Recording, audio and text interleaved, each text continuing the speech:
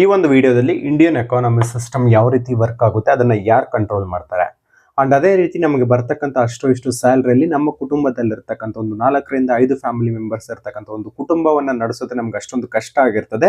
ಅಂಥದ್ದು ಭಾರತದಲ್ಲಿರ್ತಕ್ಕಂಥ ಸುಮಾರು 150 ಕೋಟಿ ಜನಸಂಖ್ಯೆ ಉಳ್ಳಂತ ಒಂದು ಎಕಾನಮಿ ಅನ್ನೋದು ಯಾವ ರೀತಿ ರನ್ ಆಗುತ್ತೆ, ಅದನ್ನ ಯಾರು ಕಂಟ್ರೋಲ್ ಮಾಡ್ತಾರೆ ಅನ್ನೋದ್ರ ಬಗ್ಗೆ ಅಂಡ್ ಭಾರತದಲ್ಲಿರ್ತಕ್ಕಂಥ ಒಂದು ಕರೆನ್ಸಿ ನೋಟ್ಗಳನ್ನ ಯಾರು ಪ್ರಿಂಟ್ ಮಾಡ್ತಾರೆ, ಅದನ್ನ ಯಾವ ರೀತಿ ಡಿಸ್ಟ್ರಿಬ್ಯೂಟ್ ಮಾಡ್ತಾರೆ, ಇನ್ಫ್ಲೇಷನ್ ಅಂತಂದ್ರೆ ಏನು, ಡಿಫ್ಲೇಷನ್ ಅಂತಂದ್ರೆ ಏನು, ಅಂಡ್ ಬ್ಯಾಂಕಿಂಗ್ ಸಿಸ್ಟಮ್ಸ್ ಯಾವ ರೀತಿ ವರ್ಕ್ ಆಗುತ್ತೆ, ರೆಪೋ ರೇಟ್ ಅಂತಂದ್ರೆ ಏನು, ರಿವರ್ಸ್ ರೆಪೋ ರೇಟ್ ಅಂತಂದ್ರೆ ಏನು, ಇವೆಲ್ಲದರ ಬಗ್ಗೆ ಈ ಒಂದು ವಿಡಿಯೋದಲ್ಲಿ ಕ್ಲಿಯರ್ ಆಗಿ ತಿಳಿಸೋ ಪ್ರಯತ್ನವನ್ನ ಮಾಡ್ತೀನಿ. ಅದಕ್ಕೋಸ್ಕರ ವಿಡಿಯೋನ ಕಂಪ್ಲೀಟ್ ಆಗಿ ನೋಡಿ ಅಂತ ರಿಕ್ವೆಸ್ಟ್ ಮಾಡ್ಕೊಳ್ತಾ, ಇಫ್ ಇನ್ ಕೇಸ್ ನಾವಿನ್ನೂ ಕ್ರಿಯೇಟಿವ್ ಕೋದೊಂದು ಯೂಟ್ಯೂಬ್ ಚಾನಲ್ ಸಬ್ಸ್ಕ್ರೈಬ್ ಮಾಡ್ಕೊಂಡಿಲ್ಲ ಅಂದ್ರೆ ದಯವಿಟ್ಟು ಸಬ್ಸ್ಕ್ರೈಬ್ ಮಾಡ್ಕೊಳ್ಳಿ. ಅಂಡ್ ಇನ್ಸ್ಟಾಗ್ರಾಮ್ ಅಲ್ಲಿ ನೋಡ್ತಾ ಇದ್ದೆ ಅಂದ್ರೆ ಅಕೌಂಟ್ ನ ಫಾಲೋ ಮಾಡ್ಕೊಳ್ಳಿ. ಅಂಡ್ ಕಂಪ್ಲೀಟ್ ವಿಡಿಯೋ ಅನ್ನೋದು ನಿಮಗೆ ಯೂಟ್ಯೂಬ್ ಅಲ್ಲಿ ಸಿಗುತ್ತೆ. ಅಂಡ್ ಯೂಟ್ಯೂಬ್ ಲಿಂಕ್ ಅನ್ನೋದು ನಿಮಗೆ ಇನ್ಸ್ಟಾಗ್ರಾಮ್ ಬಯೋದಲ್ಲಿ ಇರುತ್ತೆ. ಬನ್ನಿ ವಿಡಿಯೋನ ಸ್ಟಾರ್ಟ್ ಮಾಡೋಣ. ಯಾವುದೇ ಒಂದು ದೇಶದ ಎಕಾನಮಿಯಲ್ಲಿ ಬ್ಯಾಂಕಿಂಗ್ ಸಿಸ್ಟಮ್ಸ್ ಏನಿರ್ತವೆ, ಆ ಒಂದು ಎಕಾನಮಿ ಸಿಸ್ಟಮ್ಗೆ ಅದು ಒಂದು ಬೆನ್ನು ಮೂಳೆ ಇದ್ದಂಗೆ. ಏನಕ್ಕಂದ್ರೆ ಆ ಬ್ಯಾಂಕಿಂಗ್ ಸಿಸ್ಟಮ್ ಅನ್ನೋದು ಅಷ್ಟೊಂದು ಮಹತ್ವ ಉಳ್ಳದ್ದಾಗಿರ್ತದೆ. ಅಂಡ್ ಈಗ ಬ್ಯಾಂಕಿಂಗ್ ಸಿಸ್ಟಮ್ ಯಾವ ರೀತಿ ವರ್ಕ್ ಆಗುತ್ತೆ ಅಂತ ಒಂದು ಬೇಸಿಕ್ಸ್ ಅನ್ನ ನಿಮ್ಗೆ ತಿಳಿಸೋ ಪ್ರಯತ್ನವನ್ನು ಮಾಡ್ತೀನಿ.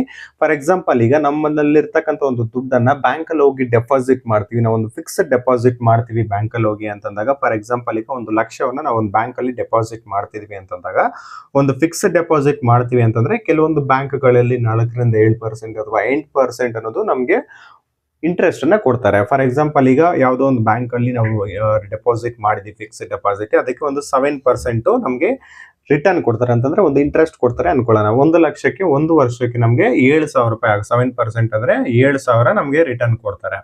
ಅಂತಂದ್ರೆ 1 ಲಕ್ಷವನ್ನ ಆ ಬ್ಯಾಂಕ್ ಅಲ್ಲಿ ಇಟ್ಟಿದೀವಿ ಅಂತಂದ್ರೆ ನಮಗೆ 1 ವರ್ಷ ಆದ್ಮೇಲೆ 1,07,000 ನಮಗೆ ಸೇರಿಸಿ ಕೊಡ್ತಾರೆ, 7,000 ಇಂಟ್ರೆಸ್ಟ್ ಸೇರಿಸಿ.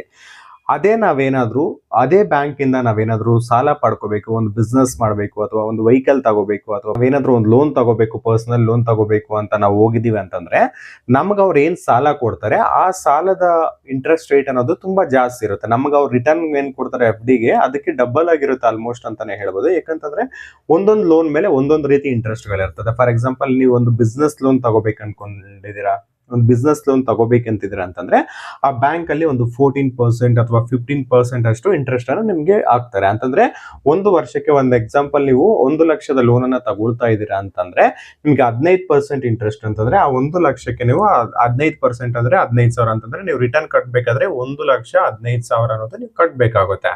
ಸೊ ಇಷ್ಟೊಂದು ಅಮೌಂಟ್ ಅನ್ನೋದು ನಿಮ್ಗೆ ಇಂಟ್ರೆಸ್ಟ್ ರೂಪದಲ್ಲಿ ನೀವು ಪೇ ಮಾಡ್ಬೇಕಾಗುತ್ತೆ.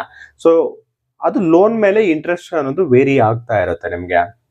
ನಮ್ಗೇನ್ ಫಿಕ್ಸ್ಡ್ ಡೆಪಾಸಿಟ್ ಮಾಡ್ಬೇಕಾದ್ರೆ 7% ಕೊಡ್ತಾರೆ. ಅಂಡ್ ನಾವು ಏನ್ ಲೋನ್ ತಗೋಬೇಕಾದ್ರೆ ಬ್ಯಾಂಕ್ಗಳೇನ್ 15% ಅಥವಾ 14% ಅಂತ ಚಾರ್ಜ್ ಮಾಡ್ತಾರೆ. ಈ 7% ನಮಗೆ ಕೊಡೋದು ಅಂಡ್ ನಾವು ಕೊಡಬೇಕಾದ್ರೆ ಅವ್ರಿಗೆ ರಿಟರ್ನ್ ನಮ್ಮ ಹತ್ರ ತಗೊಳ್ಳೋದು 15%. ಬಿಟ್ವೀನ್ ಏನಿದೆ ಅದು ಬ್ಯಾಂಕ್ಗಳಿಗೆ ಆಗ್ತಕ್ಕಂಥ ಒಂದು ಪ್ರಾಫಿಟ್ ಅಂತಾನೆ ಹೇಳ್ಬೋದು. ಈಗ ನಾನೇನ್ ಹೇಳಿದೆ ನಿಮ್ಗೆ, ಒಂದು ಲೋನ್ ತಗೊಳ್ತಿದೀವಿ ಅಥವಾ ಫಿಕ್ಸ್ಡ್ ಡೆಪಾಸಿಟ್ ಮಾಡ್ತಿದೀವಿ ಅಂದ್ರೆ ಇಷ್ಟೊಂದು ಇಂಟ್ರೆಸ್ಟ್ ಕೊಡ್ತಾರೆ 7%. ನಾವು ಲೋನ್ ತಗೋಬೇಕಾದ್ರೆ 15% ತನಕ ಚಾರ್ಜ್ ಮಾಡ್ತಾರೆ. ಅವೆಲ್ಲ ಒಂದು ಕಮರ್ಷಿಯಲ್ ಬ್ಯಾಂಕ್ಗಳು ಅಂತಂದ್ರೆ HDFC ಆಗಿರ್ಬೋದು, ICICI ಆಗಿರ್ಬೋದು, ಬ್ಯಾಂಕ್ ಆಫ್ ಬರೋಡಾ ಆಗಿರ್ಬೋದು, ಕೆನರಾ ಬ್ಯಾಂಕ್ ಆಗಿರ್ಬೋದು. ಸೊ ಇವೆಲ್ಲ ಬ್ಯಾಂಕ್ಗಳು ಒಂದು ಕಮರ್ಷಿಯಲ್ ಬ್ಯಾಂಕ್ಗಳಾಗಿರ್ತವೆ. ಈ ಬ್ಯಾಂಕುಗಳಿಗೆ ಬ್ಯಾಂಕ್ ಅಂತ ಒಂದಿರುತ್ತೆ, ಅದು ಸೆಂಟ್ರಲ್ ಬ್ಯಾಂಕ್. ನಮ್ಮ ಭಾರತದಲ್ಲಿ ಇರ್ತಕ್ಕಂಥ ಒಂದು ಸೆಂಟ್ರಲ್ ಬ್ಯಾಂಕ್ ಯಾವುದು ಅಂತಂದ್ರೆ ಅದು RBI, reserve bank of India. ಇದು ಬ್ಯಾಂಕುಗಳ ಬ್ಯಾಂಕ್ ಅಂತ ಇದನ್ನ ಕರ್ತಾರೆ. ಎಲ್ಲಾ ಬ್ಯಾಂಕ್ಗಳಿಗೆ ಇದೊಂದು ಬಾಸ್ ಇದ್ದಂಗೆ. ಸೊ ಈ RBI ಬ್ಯಾಂಕ್ ನ ಕೆಲಸಗಳೇನು ಅಂತ ನಾವು ನೋಡೋದಾದ್ರೆ, ಒಂದು ನೋಟ್ಸ್ ಅನ್ನ ಪ್ರಿಂಟಿಂಗ್ ಮಾಡೋದಾಗಿರ್ಬೋದು, ಮತ್ತೆ ಇಂಟ್ರೆಸ್ಟ್ ರೇಟ್ಸ್ ಅನ್ನ ಡಿಸೈಡ್ ಮಾಡ್ತಕ್ಕಂಥದ್ದು, ಏರಿಕೆ ಮಾಡ್ಬೇಕಾ ಇಳಿಕೆ ಮಾಡ್ಬೇಕಾ ಅಂತದ್ದು. ಅಂಡ್ ಇಫ್ ಇನ್ ಕೇಸ್ ಏನಾದ್ರು ಬ್ಯಾಂಕ್ಗಳಿಗೆ ಲೋನ್ ಬೇಕು ಅಂತಂದ್ರೆ ಆ ಬ್ಯಾಂಕ್ಗಳಿಗೆ ಲೋನ್ ಅನ್ನ ಕೂಡ ಈ ಒಂದು RBI ಅನ್ನೋದು ಕೊಡುತ್ತಂತಾನೆ ಹೇಳ್ಬೋದು. ಅಂಡ್ ಮತ್ತೊಂದು, ಸೊ ನಿಮ್ಗೆ ರಿಪೋ ರೇಟ್ ಅಂತಂದ್ರೆ ಏನು ಅಂತ ಕೆಲವೊಂದ್ ಸಲ ನಾವು ನ್ಯೂಸ್ ಅಲ್ಲಿ ನೋಡ್ತಾ ಇರ್ತೀವಿ. RBI ಅನ್ನೋದು ರೆಪೋ ರೇಟ್ ಅನ್ನ ಇನ್ಕ್ರೀಸ್ ಮಾಡಿದೆ ಅಥವಾ ರೆಪೋ ರೇಟ್ ಅನ್ನ ಡಿಕ್ರೀಸ್ ಮಾಡಿದೆ ಅಂತ ಹೇಳ್ತಾರೆ. ಇಷ್ಟಕ್ಕೂ ರೆಪೋ ರೇಟ್ ಅಂತಂದ್ರೆ ಏನು ಅಂತಂದ್ರೆ, ಈಗ RBI ಏನಿದೆ, RBI ಏನಾದ್ರು ಬ್ಯಾಂಕ್ಗಳಿಗೆ ಸಾಲ ಕೊಡ್ತಿದೆ ಅನ್ಕೊಳ್ಳಿ. ಈಗ ಸೊ RBI ಬ್ಯಾಂಕ್ ಇಂದ ಕಮರ್ಷಿಯಲ್ ಬ್ಯಾಂಕಿಗೆ ಯಾವುದೋ ಒಂದು ICICI ಬ್ಯಾಂಕ್ ಏನಾದ್ರು ಸಾಲ ತಗೊಳ್ತಾ ಇದೆ ಅಂತಂದ್ರೆ, ಯಾವ ಕಮರ್ಷಿಯಲ್ ಬ್ಯಾಂಕ್ RBI ಬ್ಯಾಂಕ್ ಇಂದ ಒಂದು ಸಾಲವನ್ನ ತಗೊಳ್ತಾ ಇದೆಯೋ ಆ ಸಾಲಕ್ಕೆ ಇಂಟ್ರೆಸ್ಟ್ ಅನ್ನ ಪೇ ಮಾಡ್ಬೇಕಾಗುತ್ತೆ RBI ಬ್ಯಾಂಕ್ಗೆ. ಸೊ ಆ ಇಂಟ್ರೆಸ್ಟ್ ಅನ್ನ ಪೇ ಮಾಡೋದಕ್ಕೆ ಏನ್ ಹೇಳ್ತಾರೆ, ಅದನ್ನ ರೆಪೋ ರೇಟ್ ಅಂತ ಕರೀತಾರೆ. ಕೆಲವೊಂದ್ಸಲ ಏನಾಗುತ್ತೆ ಅಂತಂದ್ರೆ, ಈ ಕಮರ್ಷಿಯಲ್ ಬ್ಯಾಂಕ್ಗಳಿಂದನೇ ರಿಸರ್ವ್ ಬ್ಯಾಂಕ್ ಕೂಡ ಸಾಲವನ್ನ ತಗೊಳ್ತದೆ. ಸೊ ಆ ಸಾಲ ರಿಸರ್ವ್ ಬ್ಯಾಂಕ್ ತಗೊಳ್ತಾ ಇದೆ ಅಂತಂದ್ರೆ ಆ ಕಮರ್ಷಿಯಲ್ ಬ್ಯಾಂಕ್ಗಳಿಗೆ ಕೂಡ ಈ ರಿಸರ್ವ್ ಬ್ಯಾಂಕ್ ಅನ್ನೋದು ಬಡ್ಡಿಯನ್ನ ಪೇ ಮಾಡ್ಬೇಕಾಗುತ್ತೆ. ಸೊ ರಿಸರ್ವ್ ಬ್ಯಾಂಕ್ ಪೇ ಮಾಡೋ ಒಂದು ಬಡ್ಡಿಗೆ ರಿವರ್ಸ್ ರೆಪೋ ರೇಟ್ ಅಂತ ಹೇಳ್ತಾರೆ. ನಾನೇನೀಗ ನಿಮ್ಗೆ ರಿವರ್ಸ್ ರೆಪೋ ರೇಟ್ ಅಂತ ಹೇಳಿದೆ. ಸೊ ಯಾವಾಗ ರಿವರ್ಸ್ ರೆಪೋ ರೇಟ್ ಅನ್ನೋದು ಜಾಸ್ತಿ ಇರುತ್ತೆ ಅಂತಂದ್ರೆ, RBI ಏನ್ ಬ್ಯಾಂಕ್ಗಳಿಗೆ ಇಂಟ್ರೆಸ್ಟ್ ಅನ್ನ ಪೇ ಮಾಡುತ್ತೋ ಆ ಒಂದು ಇಂಟ್ರೆಸ್ಟ್ ಅನ್ನೋದು ಜಾಸ್ತಿ ಯಾವಾಗಿರುತ್ತೋ ಅವಾಗ ಬ್ಯಾಂಕ್ಗಳು ಏನ್ ಮಾಡ್ತವೆ ಅಂತಂದ್ರೆ ಅತಿ ಹೆಚ್ಚು ಸಾಲವನ್ನ RBIಗೆ ಕೊಡೋದಕ್ಕೆ ಸ್ಟಾರ್ಟ್ ಮಾಡ್ತವೆ. ಯಾಕಂತಂದ್ರೆ ಯಾವಾಗ RBIಗೆ ಬ್ಯಾಂಕ್ಗಳು ಒಂದು ಸಾಲ ಕೊಡ್ತಾವೋ RBI ಅನ್ನೋದು ಖಂಡಿತವಾಗೂ ರಿಟರ್ನ್ ಅನ್ನೋದು ಪೇ ಮಾಡ್ತದೆ ಆ ಸಾಲವನ್ನ. ಅದೇ ಒಂದು ಬಿಸ್ನೆಸ್ ಮ್ಯಾನ್ ಗಳಿಗಾಗಿರ್ಬೋದು ಅಥವಾ ಕಾಮನ್ ಪೀಪಲ್ಗೆ ಏನಾದ್ರು ಒಂದು ಲೋನ್ ಮುಖಾಂತರ ಹಣವನ್ನ ಕೊಟ್ಟಿದ್ದಾರೆ ಅಂತಂದ್ರೆ ಅಷ್ಟೊಂದು 100% ಗ್ಯಾರಂಟಿ ಇರೋದಿಲ್ಲ ಅವ್ರು ರಿಟರ್ನ್ ಪೇ ಮಾಡ್ತಾರೆ ಅಂತ. ಸೊ ಆ ಒಂದು ಟೈಮ್ಗಳಲ್ಲಿ ಬ್ಯಾಂಕ್ಗಳು ಜಾಸ್ತಿ ಒಂದು RBIಗೆ ಸಾಲವನ್ನ ಕೊಡೋದಕ್ಕೆ ಮುಂದೆ ಬರ್ತವೆ ಯಾವಾಗ ರಿವರ್ಸ್ ರೆಪೋ ರೇಟ್ ಅನ್ನೋದು ಜಾಸ್ತಿ ಇರುತ್ತೆ ಅಂತ ಸಂದರ್ಭಗಳಲ್ಲಿ. ಅಂಡ್ ಯಾವುದೇ ಒಂದು ಎಕಾನಮಿ ಸಿಸ್ಟಮ್ ಅಲ್ಲಿ ಇನ್ಫ್ಲೇಷನ್ ಅನ್ನೋದು ತುಂಬಾ ಮುಖ್ಯ ಪಾತ್ರವನ್ನು ವಹಿಸುತ್ತೆ. ಕನ್ನಡದಲ್ಲಿ ಇನ್ಫ್ಲೇಷನ್ ಅಂತಂದ್ರೆ ಹಣದುಬ್ಬರ ಅಂತ ಕರೀತಾರೆ. ಈ ಒಂದು ಇನ್ಫ್ಲೇಷನ್ ಅಂತಂದ್ರೆ ಏನು ಅಂತ ನಿಮ್ಗೆ ಸಿಂಪಲ್ ಅಂಡರ್ಸ್ಟ್ಯಾಂಡಿಂಗ್ ಹೇಳ್ಬೇಕು ಅಂತಂದ್ರೆ, ಫಾರ್ ಎಕ್ಸಾಂಪಲ್ ಈಗ ಯಾವುದೇ ಒಂದು ಪದಾರ್ಥದ ಅಥವಾ ಯಾವುದೇ ಒಂದು ವಸ್ತುವಿನ ಬೆಲೆ, ಫಾರ್ ಎಕ್ಸಾಂಪಲ್ ಈ ಒಂದು ಮಾರ್ಕರ್ನ ವ್ಯಾಲ್ಯೂ ಅನ್ನೋದು 2026ರಲ್ಲಿ ಇವಾಗ 10 ರೂಪಾಯಿ ಇದೆ ಅಂತ ಅನ್ಕೊಳ್ಳೋಣ.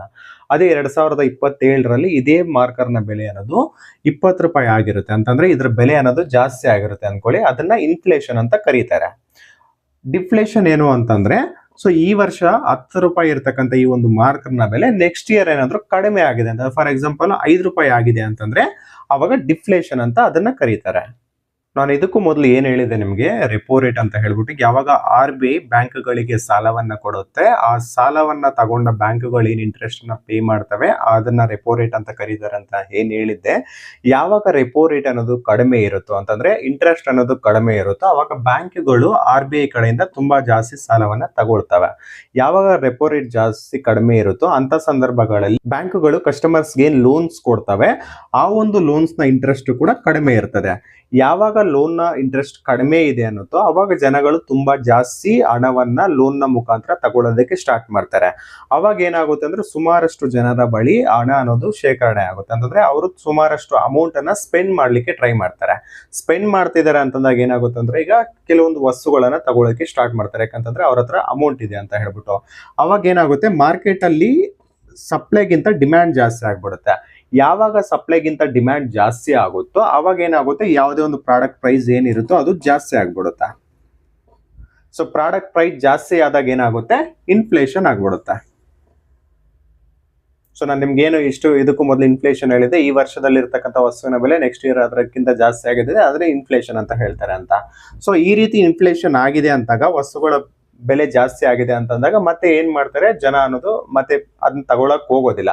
ಯಾರು ಪ್ರಾಡಕ್ಟ್ಸ್ ಅನ್ನ ಪರ್ಚೇಸ್ ಮಾಡ್ತಾ ಇಲ್ಲ, ಸೇಲ್ಸ್ ಆಗ್ತಾ ಇಲ್ಲ ಅಂತಂದಾಗ ಏನಾಗುತ್ತೆ ಅದು ಎಕಾನಮಿ ಮೇಲೆ ಇಂಪ್ಯಾಕ್ಟ್ ಆಗ್ಬಿಡುತ್ತೆ.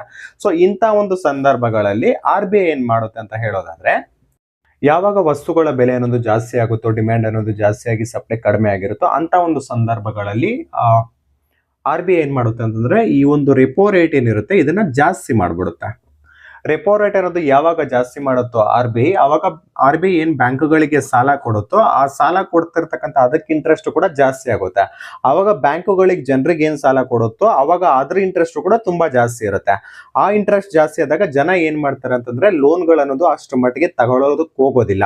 ಸೊ ಅವ್ರ ಲೋನ್ ಯಾವ್ದು ತಗೊಳ್ತಾ ಇಲ್ಲ ಅಂತಂದ್ರೆ ಅವ್ರು ಪರ್ಚೇಸ್ ಮಾಡ್ಬೇಕು ಯಾವುದೇ ಒಂದು ಪ್ರಾಡಕ್ಟ್ ಅನ್ನ ಅಂತಂದಾಗ ಅವ್ರ ಹತ್ರ ದುಡ್ಡು ಅನ್ನೋದು ಕಡಿಮೆ ಇರೋದ್ರಿಂದ ಪ್ರಾಡಕ್ಟ್ ನ ಡಿಮ್ಯಾಂಡ್ ಅನ್ನೋದು ಇಲ್ಲಿ ಕಡಿಮೆ ಆಗುತ್ತೆ. ಸೊ ಯಾವಾಗ ಪ್ರಾಡಕ್ಟ್ ನ ಡಿಮ್ಯಾಂಡ್ ಅನ್ನೋದು ಕಡಿಮೆ ಆಗುತ್ತೋ ಅವಾಗ ಸಪ್ಲೈ ಅನ್ನೋದು ನಾರ್ಮಲ್ ಆಗಿದ್ರು ಡಿಮ್ಯಾಂಡ್ ಕಡಿಮೆ ಆದಾಗ ಪ್ರಾಡಕ್ಟ್ ಪ್ರೈಸ್ ಅನ್ನೋದು ಆಟೋಮೆಟಿಕ್ ಆಗಿ ಕಡಿಮೆ ಆಗ್ಬೇಕಾಗುತ್ತೆ. ಇಲ್ಲ ಅಂತಂದ್ರೆ ಯಾರಂದ್ರೆ ಪ್ರಾಡಕ್ಟ್ಸ್ ಅನ್ನೋದು ಯಾರು ಪರ್ಚೇಸ್ ಮಾಡ್ತಾ ಇರಲ್ಲ. ಯಾಕಂತಂದ್ರೆ ಪ್ರಾಡಕ್ಟ್ ಪ್ರೈಸ್ ಡೌನ್ ಆಗ್ಬೇಕು ಅಂತಂದ್ರೆ ಅದಕ್ಕೆ ಏನ್ ಕಚ್ಚಾ ವಸ್ತುಗಳು ಯೂಸ್ ಮಾಡಿರ್ತಾರೆ, ರಾ ಮೆಟೀರಿಯಲ್ ಯೂಸ್ ಮಾಡ್ತಾರೆ, ಅದು ಸೇಮ್ ಆಸ್ ಇಟ್ ಈಸ್ ಇರ್ತದೆ. ಆದ್ರೂ ಒಂದು ಕಂಪನಿ ಅನ್ನೋದು ಆ ಪ್ರಾಡಕ್ಟ್ ನ ಪ್ರೈಸ್ ಕಡಿಮೆ ಮಾಡಬೇಕು ಅಂತಂದ್ರೆ ಅಲ್ಲಿರ್ತಕ್ಕಂಥ ಒಂದು ಮ್ಯಾನ್ ಪವರ್ ಅನ್ನ ಕಡಿಮೆ ಮಾಡಿ ಅಥವಾ ಇರ್ತಕ್ಕಂಥ ಕೆಲಸಗಾರನನ್ನ ತೆಗೆದುಬಿಟ್ಟು ಆ ಒಂದು ಅಮೌಂಟ್ ಅನ್ನ ಬ್ಯಾಲೆನ್ಸ್ ಮಾಡ್ಕೊಂಡು ಪ್ರಾಡಕ್ಟ್ ಪ್ರೈಸ್ ಅನ್ನ ಕಡಿಮೆ ಮಾಡಬೇಕಾಗುತ್ತೆ. ಈ ರೀತಿ ಮಾಡಿದಾಗ ಏನಾಗುತ್ತೆ ಅಂತಂದ್ರೆ ಅನ್ಎಂಪ್ಲಾಯ್ಮೆಂಟ್ ಅನ್ನೋದು ಜಾಸ್ತಿ ಆಗ್ಬಿಡುತ್ತೆ. ಅನ್ಎಂಪ್ಲಾಯ್ಮೆಂಟ್ ಯಾವಾಗ ಜಾಸ್ತಿ ಆಗುತ್ತೋ ಅವಾಗ ಜನರ ಬಳಿ ದುಡ್ಡು ಇರೋದಿಲ್ಲ, ಮತ್ತೆ ಅವ್ರೇನು ಪರ್ಚೇಸ್ ಮಾಡೋದಕ್ಕೂ ಆಗೋದಿಲ್ಲ. ಸೊ ಪರ್ಚೇಸ್ ಮಾಡಕ್ ಆಗ್ತಾ ಇಲ್ಲ ಅಂತಂದಾಗ ಮತ್ತೆ ಅಲ್ಲಿ ಎಕಾನಮಿಗೆ ಮತ್ತೆ ಇಂಪ್ಯಾಕ್ಟ್ ಅನ್ನೋದು ಜಾಸ್ತಿ ಆಗ್ಬಿಡುತ್ತೆ. ಜನ ಏನು ಪರ್ಚೇಸ್ ಮಾಡ್ತಾ ಇಲ್ಲ ಅಂದ್ರೆ ಸರ್ಕಾರಕ್ಕೆ ಒಂದು ಟ್ಯಾಕ್ಸ್ ಅಮೌಂಟ್ ಕೂಡ ಹೋಗೋದಿಲ್ಲ. ಆ ಒಂದು ಸಂದರ್ಭಗಳಲ್ಲಿ ಮತ್ತೆ ಈ RBI ಏನ್ ಮಾಡುತ್ತೆ ಈ ಒಂದು ರೆಪೋ ರೇಟ್ ಅನ್ನ ಮತ್ತೆ ಕಡಿಮೆ ಮಾಡುತ್ತೆ. ಸೊ ಮತ್ತೆ ಕಡಿಮೆ ಮಾಡಿದಾಗ ಏನಾಗುತ್ತೆ ಇಂಟ್ರೆಸ್ಟ್ ಅನ್ನೋದು ಕಡಿಮೆ ಆಗ್ತಾ ಬ್ಯಾಂಕ್ಗಳು ಮತ್ತೆ ಸಾಲ ಅನ್ನೋದು ಕಸ್ಟಮರ್ಸ್ಗೆ ಕೊಡ್ತಾರೆ ಕಡಿಮೆ ರೇಟ್ ಎಲ್ಲ, ಮತ್ತೆ ಜನ ಅನ್ನೋದು ಜಾಸ್ತಿ ಪ್ರಾಡಕ್ಟ್ಸ್ ಅನ್ನ ಪರ್ಚೇಸ್ ಮಾಡ್ಲಿಕ್ಕೆ ಸ್ಟಾರ್ಟ್ ಮಾಡ್ತಾರೆ. ಸೊ ಈ ಒಂದು ಎಕಾನಮಿಯನ್ನ ಬ್ಯಾಲೆನ್ಸ್ ಮಾಡ್ಲಿಕ್ಕೆ RBI ಅನ್ನೋದು ಬೇಕಾದಾಗ ಇಂಟ್ರೆಸ್ಟ್ ರೇಟ್ಸ್ ಅನ್ನ ಜಾಸ್ತಿ ಮಾಡ್ತದೆ, ಅದೇ ರೀತಿ ಕಡಿಮೆ ಕೂಡ ಮಾಡ್ತದೆ. ಸೊ ಯಾವಾಗ ಮಾರ್ಕೆಟ್ ಅಲ್ಲಿ ಸುಮಾರಷ್ಟು ದುಡ್ಡಿದೆ ಅನ್ನೋದನ್ನ RBI ಮನಗಾಣುತ್ತೋ ಅವಾಗ ಅವ್ರು ಏನ್ ಮಾಡ್ತಾರೆ ಅಂತಂದ್ರೆ ಬ್ಯಾಂಕುಗಳಿಂದನೇ ಸಾಲ ತಗೊಳ್ತಾರೆ. ಸೊ ಬ್ಯಾಂಕುಗಳಿಂದನೇ ಸಾಲ ತಗೊಂಡಾಗ ಮಾರ್ಕೆಟ್ ಅಲ್ಲಿ ದುಡ್ಡು ಅನ್ನೋದು ಕಡಿಮೆ ಆಗುತ್ತೆ. ಯಾವಾಗ ಮಾರ್ಕೆಟ್ ಅಲ್ಲಿ ದುಡ್ಡು ಅನ್ನೋದು ಕಡಿಮೆ ಆಗುತ್ತೋ ಅವಾಗ ಸೊ ಯಾವುದೇ ಒಂದು ಪ್ರಾಡಕ್ಟ್ಸ್ ನ ಪರ್ಚೇಸ್ ಮಾಡಾಗ ಆಗಿರ್ಬೋದು ಅಥವಾ ಡಿಮ್ಯಾಂಡ್ ಅನ್ನೋದು ಕಡಿಮೆ ಆಗುತ್ತೆ, ಮತ್ತೆ ಅವಾಗ ಆ ಒಂದು ಎಕಾನಮಿಯನ್ನ RBI ಬ್ಯಾಲೆನ್ಸ್ ಮಾಡ್ಬೋದು. ಸೊ ಅದಕ್ಕೋಸ್ಕರ ಈ ಒಂದು ರೆಪೋ ರೇಟ್ಸ್ ಆಗಿರ್ಬೋದು ಅಥವಾ ರಿವರ್ಸ್ ರೆಪೋ ರೇಟ್ಸ್ ಅನ್ನೋದು RBI ಅನ್ನೋದು ಅವಾಗ ಹೆಚ್ಚಿಗೆ ಮಾಡೋದಾಗಿರ್ಬೋದು, ಕಡಿಮೆ ಮಾಡಿರೋದು ಮಾಡ್ತಾ ಇರುತ್ತೆ ಅಂತಾನೆ ಹೇಳ್ಬೋದು.